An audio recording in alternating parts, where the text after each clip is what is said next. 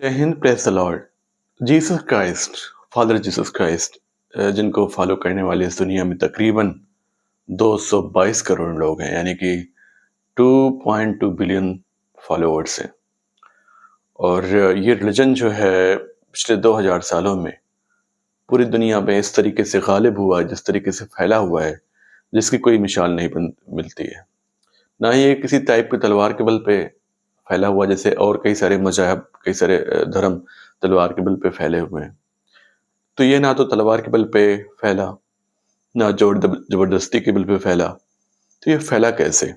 और आज हम ये जानेंगे अपने इस वीडियो में कि क्या हिंदू धर्म के अंदर क्रिश्चियनिटी की, यानी कि लॉर्ड जीसस क्राइस्ट की आने की शुभ समाचार दी गई है? क्या उनका वर्णन मिलता है भारतीय यानी कि हिंदू धर्म ग्रंथों में? तो आज इसकी हम लोग छान प्रकट करने वाले हैं, इसकी हम लोग जाँच पड़ताल करने वाले हैं। अगर हम लोग पुराने टाइम में जाएँ तो ज़ाहिर-सी बात है, इंडिया के पर्सपेक्टिव से बात करें तो इंडिया में ट्राइबल्स रहते थे, उनका अपना प्राकृतिक रिलीजन हुआ करता था, प्रकृति की पूजा करते थे, पेड़ों की पूजा करते थे, जानवरों की पूजा करते थे, उनके जो भी ट्रेडिशंस थे उसको फ़ॉलो करते थे। उसके बाद अ, वैदिक सनातन धर्म को फ़ॉलो करने वाले लोग थे जो वेदास को फ़ॉलो करते थे। हालाँकि वेदास में यूनिटी ऑफ गॉड कॉन्सेप्ट है, वननेस ऑफ गॉड का कॉन्सेप्ट है और किसी टाइप का आइडल वर्शिप नहीं है। जिससे आप आर्य समाज की किताबों को पढ़ के आप इसकी जानकारी ले सकते हैं। ख़ुसूसन वो किताबें जो कि आर्य समाज का जो संगठन है वो निकालता है। उसमें मोनोथिज़्म के बारे में बहुत अच्छे तरीके से वर्णन है। दूसरा, सनातन धर्म का वो हिस्सा जो पुराणों को मानता है, और पुराणों को मानने वाले अक्सरियत आपको मिल जाएँगे, majority of the Hindus are Puranic in the nature, और वो आइडल वर्शिप भी करते हैं, मूर्ति पूजा करते हैं, मूर्ति पूजा बनाते हैं। बौद्ध धर्म को फ़ॉलो करने वाले लोग रहते थे इंडिया के अंदर, और पारसियन रिलीजन को फ़ॉलो करने वाले, यानी आग की परस्ती करने वाले, आग की पूजा करने वाले लोग रहते थे। तो क्या जो जो सनातन धर्म है, क्या वो जो इतना बड़ा रिच कल्चर था, क्या उसमें कहीं पे भी जो लॉर्ड जीसस क्राइस्ट है उनका कहीं वर्णन मिलता है? आज इसे हम लोग जानेंगे। ज़रा देखें हम लोग ये जैसा जैसा कि हमें पता है कि हिंदुइज़्म के अंदर श्रुति और स्मृति हैं। स्मृति श्रुति का मतलब होता है वो किताबें जो गॉड के द्वारा दिया गया, यानी कि आप कह सकते हैं ना, वे रेवलेशन ऑफ गॉड है। या फिर आप कह सकते हैं कि जो गॉड्स वर्ड है, वर्ड ऑफ गॉड है। दूसरा, स्मृति वो होती हैं जिसको ऋषियों ने, महामुनियों ने, महामानवों ने जो है वो पढ़ के, मीन्स श्रुतियों को पढ़ के उसका अपने मन से इंटरप्रिटेशन किया, यानी कि जो उनकी समझ थी, जो भी डिवाइन उनके पास एक्सपीरियंस था, उस डिवाइन एक्सपीरियंस के आधार पे उन्होंने उसका एक्सप्लेनेशन किया और फिर जो है अपने मन से किताबें लिख दी। यानी कि आप कह सकते हैं कि it is a kind of explanation of the Vedas, जिसे उपनिषद और या फिर पुराण कहते हैं हम लोग। तो ये जो उपनिषद और पुराण है वो स्मृति में आती हैं, और उपनिषद पुराण को छोड़ के जितनी भी रचनाएँ हैं जो कि डिवाइन हैं या फिर आप कह लें कि धार्मिक, वो सारी की सारी स्मृति में आती हैं। और स्मृति का जो कैटेगरी है वो सेकेंडरी है, यानी कि नीचे है। अगर हम कंपेयर करें श्रुति से, जो श्रुति है वो वर्ड ऑफ गॉड है।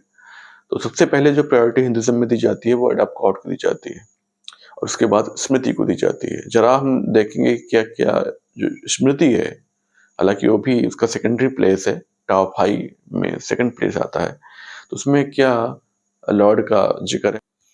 जैसा आप देख सकते हैं जिसमें लिखा हुआ है कि हेत्रो दशक्रोस नरेश मलिच्छाचार महायशा ईश पुत्रम ततो जगन्य कुमारी गर्भ संभवम।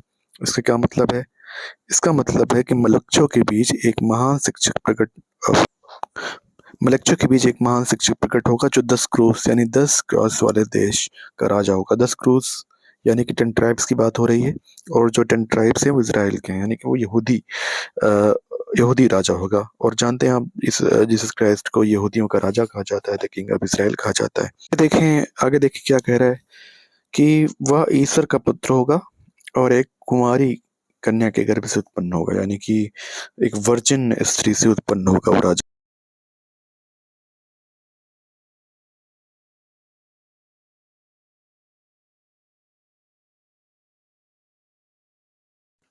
अब जरा अगला श्लोक देखते हैं, जिसमें मेंशन है ईशा मूर्ति द्रादे प्राप्ता नित्य शुद्ध शिवमकारी ईसा मसीह इति च मम नाम प्रतिष्ठितम। इसका मतलब है पृथ्वी ग्रह के रक्षक, मैंने परमेश्वर के सनातन शुद्ध और शुभ स्वरूप को अपने हृदय में स्थापित करके मलेच्छो मीन्स फॉरेनर, यानी कि जो लोग इंडिया के बियॉन्ड पैदा हुए हैं, खासकर वेस्टर्न साइड, उनकी बात हो रही है। यानी कि ये जो श्लोक है इसमें स्पष्ट रूप से जो परमेश्वर है उसका जो इटर्नल प्योरिटी है जिसके बारे में मेंशन किया गया है ईसा मसीह ने, बिल्कुल स्पष्ट रूप से उनका नाम भी आया हुआ है श्लोक नंबर 30 में, यानी इस प्रतिसर्ग में।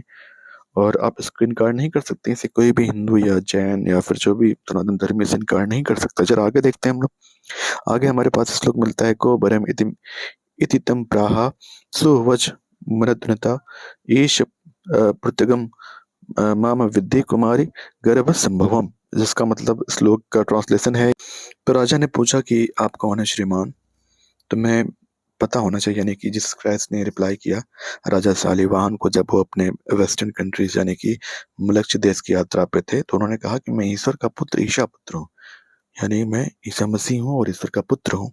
और फिर उन्होंने उत्तर दिया कि मैं कुंवारी कन्या से उत्पन्न हुआ हूँ। देख आगे अगर आप इस श्लोक को देखें, जिसका मैंने यहाँ पे फोटो भी डाला हुआ है कि मलक्ष्य धर्मस्य वत्कारम सत्यवत प्राणम इति श्रुत्वा नृपः धर्म को बहुतो मत। इसका मतलब क्या है? इसका मतलब ये है कि मैं मलच्चों के धर्म का व्याख्याता हूँ और परम सत्य का दृढ़ता पूर्वक पालन करता हूँ। यह सुनकर राजा ने पूछा जीसस क्राइस्ट से कि तुम्हारा मतानुसार धार्मिक सिद्धांत क्या है? ये राजा शालिवाहन ने प्रभु जीसस क्राइस्ट से क्वेश्चन किया। जो देखते हैं वो क्या रिप्लाई करते हैं। श्रुतोवाच महाराजा प्राप्ते सत्य से समग्रे निर्मय आदि मलक्ष्य देशे मसीहो हम समागतम। यानी कि शालिवाहन का प्रश्न सुनकर ईशा पुत्र ने कहा है राजन, जब सत्य का विनाश हुआ है तब मैं मसीह पैगंबर इस पतित देश में, पतित देश का मतलब होता है ऐसी कंट्री जहाँ पे रूल ऑफ लॉ नहीं चलता है, जहाँ पे वर्ड ऑफ गॉड लोग फॉलो नहीं करते हैं, जहाँ पे फॉर्निकेशन चोरी व्यभिचार लड़ाई झगड़ा आम होता है, उसकी बात की गई है, उसे पतित कहा गया है। यानी कि पतित देश में जहाँ कोई नियम और कानून नहीं है, उस मलक्ष्य देश में फैल रही बर्बरता मीन्स अत्याचार, परसिक्यूशन जैसे हम लोग कहते हैं इंग्लिश में, लोगों की इस भयावह स्थिति को देखकर मैंने पैगंबरत्व यानी कि मैसेंजरशिप भी ग्रहण किया है। यानी कि जो जीसस क्राइस्ट है वो सन ऑफ गॉड भी हैं और मैसेंजर भी हैं, दोनों हैं एक। यानी कि आप देख सकते हैं ना इन श्लोकों से कि हमें दो चीज पता चलती है, जैसे कहते हैं ड्युअलिटी, तो जीसस क्राइस्ट है उनके अंदर डुअल नेचर है। फर्स्ट ये है कि he is the part of the Trinity means कि वो परमेश्वर के बेटे हैं और परमेश्वर के हिस्से भी हैं।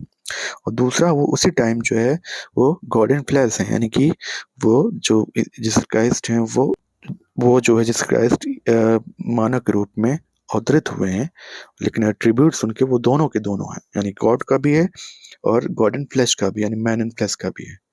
तो इस जाहिर सी बात है जो मुसलमान है वो सिर्फ जो है उन्हें मैसेंजर ही तसव्वुर करते हैं, मैसेंजर ही मानते हैं, कोई डिवाइन गॉड का हिस्सा नहीं समझते हैं। लेकिन क्रिश्चियनिटी में जाहिर सी बात उन्हें मानी जाती है। ये इतनी सारी चीजें जो है हम देखते हैं कि उसे कॉन्साइज वे में, भविष्य पुराना में और एक दो श्लोक में नहीं, यानी कि आप 12 से 15 श्लोक आपको मिलेंगे जो कि लॉर्ड जीसस क्राइस्ट के बारे में वर्णन है। तो इससे लोगों को परेशान होने की जरूरत नहीं है, जो जीसस क्राइस्ट हैं वो सभी के हैं। और जाहिर सी बात है Christianity is not a religion, rather Jesus Christ is a kind of relation, a relation of love, a relation of compassion, a relation of a father and son, a relation of father and daughter, a relation of father and brother। इस type का relation है। और इसमें किसी भी type का कोई conversion, अगर कोई जाहिर सी बात अगर कोई कन्वर्जन करता है और इसका पॉलिटिकल तरीके से इस रिलीजन को लाना चाहता है, तो जाहिर सी बात है वो एज पर कॉन्स्टिट्यूशन गलत है।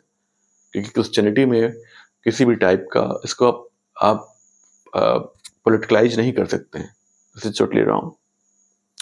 प्लीज पूरा वीडियो देखें, लोगों से मोहब्बत करें, किसी से विरोध ना करें, और लॉर्ड की कृपा आप सब पे बनी रहे। जय हिंद, जय भारत, जय भीम, नमो बुद्ध।